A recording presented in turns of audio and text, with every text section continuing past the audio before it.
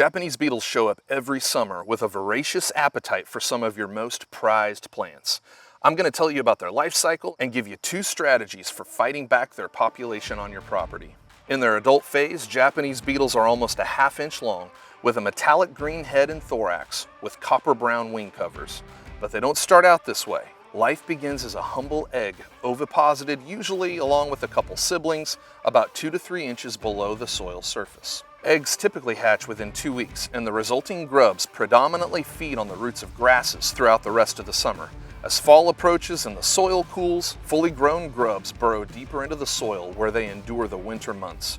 When spring arrives, the grubs ascend closer to the soil surface to complete their feeding and undergo the pupation process, transforming into adult beetles. Here in the Midwest, Japanese beetles emerge as adults, typically starting in mid to late June, and linger as late as September for 2 reasons: eating and reproduction. Leaves damaged by beetles emit odors that attract fellow beetles, resulting in substantial clusters of beetles on leaves of certain plants. After mating, females tunnel 2 or 3 inches below the soil surface to lay eggs, repeating this process multiple times in July and August, with egg counts reaching as high as 60 eggs per female.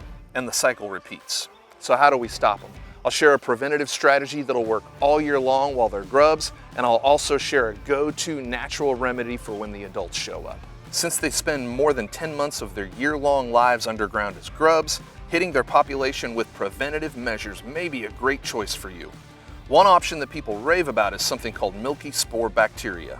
It's a naturally occurring organism in soil that attacks Japanese beetle grubs exclusively, and therefore does nothing else to disrupt the ecosystem. After killing the grub, millions of these milky spore bacteria propagate back into the soil. People commenting on the Japanese beetle video I did last season absolutely swear by this stuff, with one person claiming they used it 20 years ago and haven't had a problem since.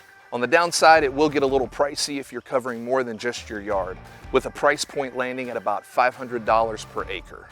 Okay, so what about battling the adults? The standard go-to for defending your property is the old soapy water trick. Just fill a bucket or any container with water and a little soap, and then mix until sudsy. Knock the beetles into the soapy water by hand and they drown. Japanese beetles are way less active in the morning and evening, so that's the best time for the soapy water sneak attack.